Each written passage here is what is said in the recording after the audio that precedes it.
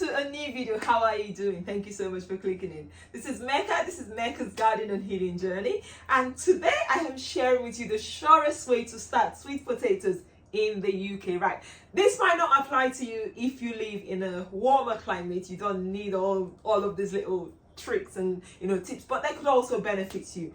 Now, first and foremost, let me just give you a background. So I started growing sweet potatoes in 2020. So this is my 5th growing season or 4th year, depending on how you look at it.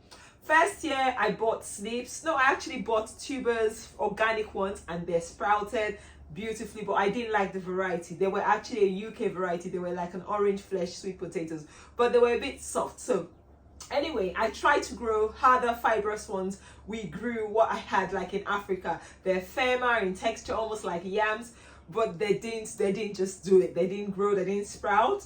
I found out that sweet potatoes could be sprayed. So the little tubers could be sprayed with growth inhibitors. Growth inhibitors are things they spray on these sweet potatoes to prevent them from sprouting in transit because they come from really tropical climates.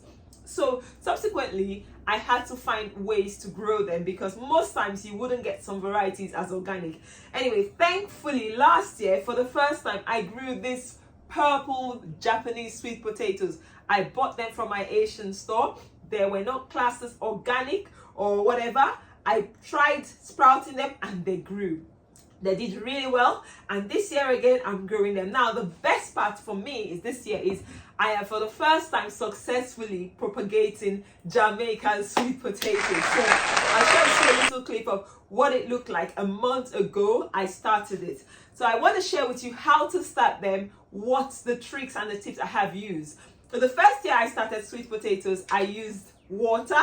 Essentially, you use a little tuber or big tuber and you suspend it in water. So not immerse it fully. People use like toothpicks to suspend it. So put toothpicks around it and suspend it in water. The problem I had with that method was two things. The water could get really moldy easily. You need to keep changing it. And secondly, I didn't grow much slips. And if you have a look online, most of the water methods gives you like 5, 6, 7, I don't know how many slips, but not a lot. So I found you could do the soil method. Now there are two different types of soil methods. Some people bury the whole thing completely. Some people put it upright and some people lay it flat. Now I'm here to share with you the best way I have found, and I think it will work for you. Now, sweet potato usually has a skinny part and a chubbier, like a wider part. This is common. This is the part that is attached to the plant. That's the chubbier part or the rounder part. And the skinnier tip is the plant that is actually growing outwards. Same with this one. So this one is a bit skew-whipped. I've eaten most of my sweet potatoes, so I'm sharing with you what I have left. So this is actually the tip that has grown out, and this is where you detach it from the plant. When you have to start your sweet potatoes, guys, put the skinny part upwards. I hear people say put the skinny part downwards. No, no, no. The skinny part needs to be up, sticking out. The part that is attached to the plant is in the soil. The soil method for me is 100% effective. If you doubt me, let us let the results speak for themselves. So I started this one. Yes, I started this one in the beginning of January, and currently I have 1, 2, 3, 4, 5, 6, 7, 8, 9, 10, 11, 12, 13, 14, 15, 16, 17, 18, 19, 20, and counting slips from one tuber. This is my homegrown sweet potato. I'm going to show you what the whole thing looks like. So I have put it in a bigger pot. We started with a smaller pot with soil, compost, and it's gone into a bigger pot. And look, we started having some purple roots, which if left in here will eventually become sweet potatoes. But at this point, it is so root bound, loads and loads of roots. I need to take the slips out. So when you take your slips, you harvest your slips. The easiest way to do it, I'll show you to propagate them quicker. And another method you could also do. So these are my purple sweet potatoes, which I am really happy with. But I'm going to share with you my Jamaican ones, the first time ever. Now, the issue we've had with the Jamaican ones in the UK, same thing I said, they are sprayed with growth inhibitors. I have tried 2 years in a row to unsuccessfully propagate them. So I tried the last year's one. I had a few shoot, but it was really late in the season, about June, and so it was pointless. So this year I decided to buy them and try again. Guess what? Third time successful. What I would recommend you do is to give them a good soak in some water and give them a good rinse. Hopefully you get rid of any growth inhibitors on the skin that is still there. Obviously some has been absorbed by the tubers, but for me, I tried it and I give it time. Now you also need a heat mat. So this is my growing setup. I have a heat mat. The potatoes are on a heat mat. This is what my Jamaican one looks like. Look how beautiful it is. And this is my heat mat, as you can see over there. And I also have lights. This is essential to grow sweet potatoes in the UK. Okay, guys, so a heat mat is really, really key because sweet potatoes do better in a warm temperature. Now, the temperatures in the months of March, February are not warm enough outdoors or even indoors without external heat. So adding heat to the bottom, as you can see, you will get your sweet potatoes. Look at that. I have currently, gosh, I can't even count it. This is even doing better than the other sweet potato. I have more than 20.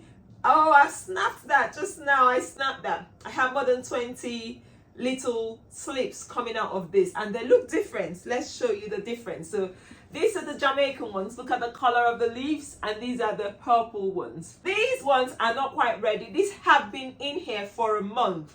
So the first month, we had the first 5 days, nothing happened. We just saw roots, no buds were swelling, and I was wondering, will this be the year? Will this be the year? And thankfully, by the next week, we had little buds, and it's taken 4 good weeks for us to have these grown.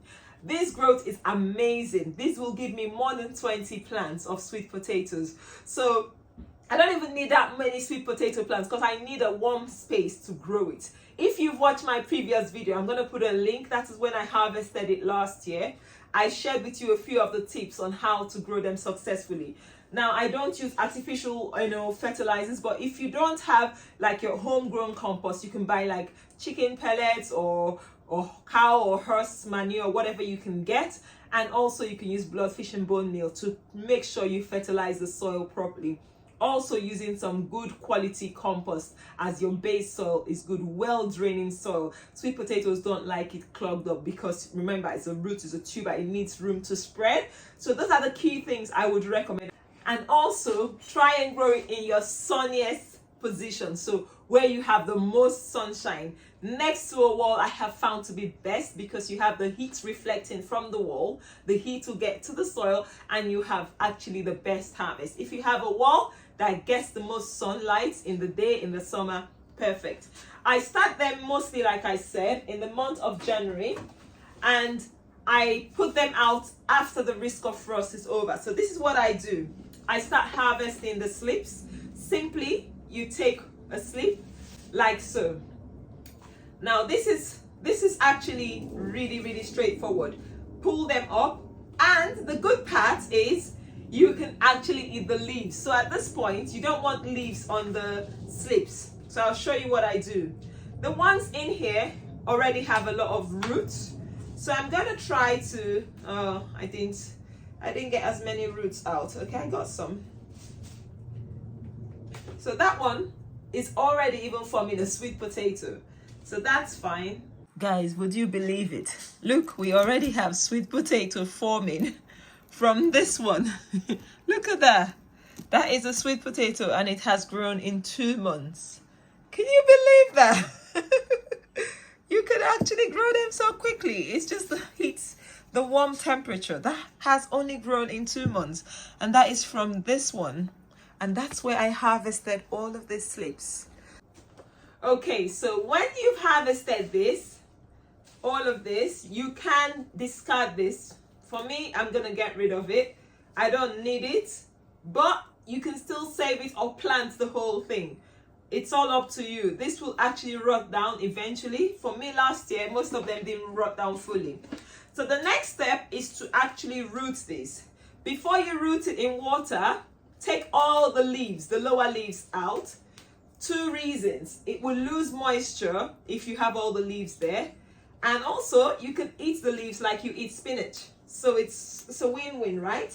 So take all the lower leaves. You don't want them rotting as well in water. So I'm just gonna strip all the leaves off. You don't have to use the water. You can actually just plant this out directly as it comes. So you can just take this, and I've got some soil all here already, and you can just pop them in there like so, and you can cover it and water it, and it will start growing. It will grow well until the risk of frost is over. Don't put this outside because they might probably rot or die. So you can do that, or you can do a different method. So another method is, like, I harvested some that have roots, which is beautiful. So you can actually put this directly after taking off the top leaves. If you don't want to do that and you want to have more roots early, you can just use the water rooting method. So what you do with that, you just take your sweet potatoes, put a glass of water, and in 7 days you have beautiful roots. I'm just gonna put a clip of my last year's roots from my slips. So that is another simple way you can do that. Sweet potatoes really keep well. Last year I harvested over 20 kilos of sweet potatoes in the UK. Now for some people that's nothing, but for the UK climate that's a good amount of sweet potatoes. And we've been managing and eating them, and we still have sweet potatoes left. So guys, if you really want to grow sweet potatoes in our climate, outdoors or indoors. Now growing them indoors, like my last video will share with you, that I put a link of that video, how I've grown them indoors and outdoors, and the results both ways were really good. So indoors was in my polytunnel, and outdoors was obviously in the open, open garden. So guys, I hope you have enjoyed this video, and I hope you will try this. This is really amazing. The Jamaican ones, I'm so happy. These are orange flesh. They are really firm, and they're so beautiful and delicious. The purple ones have a higher nutritional profile though. However, I find they have more oxalic acid content in them than the Jamaican ones. So that's why I'm growing more of those. Anyway, this is my new setup. I'll put a little video on what my new setup is like. One of the major things I have changed in this month of March has been adding this reflective, it's a heat blanket or a temperature regulating blanket. It actually essentially should help reflect light. So if you can see the green we're showing there, it's reflecting the heat and the light. And subsequently you have, obviously I don't know what's happening there, it's a bit dry, that's why you have the plants closer to the foil doing a lot better than the ones outside. So the light should hopefully spread more. Now our tomato babies from last month have grown a whole lot, and they are quite leggy. I am not surprised. I plan to start giving them some outdoor time once it gets warmer. We have our fennel that were so tiny last month doing so well. More tomatoes, and look at the brassica here. Look at how big they are from being pricked out. So this month we'll be planting out. And the onions, remember how leggy and floppy these were from last month? They look so much better and stronger. I will be trimming them soon to ensure I have better, stronger plants. So yeah, this is what we've had. And also turmeric has eventually come up. And look at the sweet potato. We'll start putting things out next month. So for now, everything still stays indoors. Even my brassicas haven't gone out yet. They'll probably go out first week of April. What are you growing, and how are your seedlings looking? These obviously are my babies indoors. I'm babying them and looking after them. And hopefully soon they'll start going out because the weather is warming up. It is spring in the UK now. So if you have enjoyed this video, has it added any value to you? Have you learned something about growing sweet potatoes? These things grow here. When I started, I looked for videos and tips on how to grow them. I saw a few people grow them, and I thought I'll give it a go, and I am happy to say and to report that it has been successful. Anyway, thank you once again, and until next time, see you in another video. Do not forget to share, like the video, and also kindly subscribe if you haven't yet. Join this family, and until next time, see you in another video. Mwah, bye.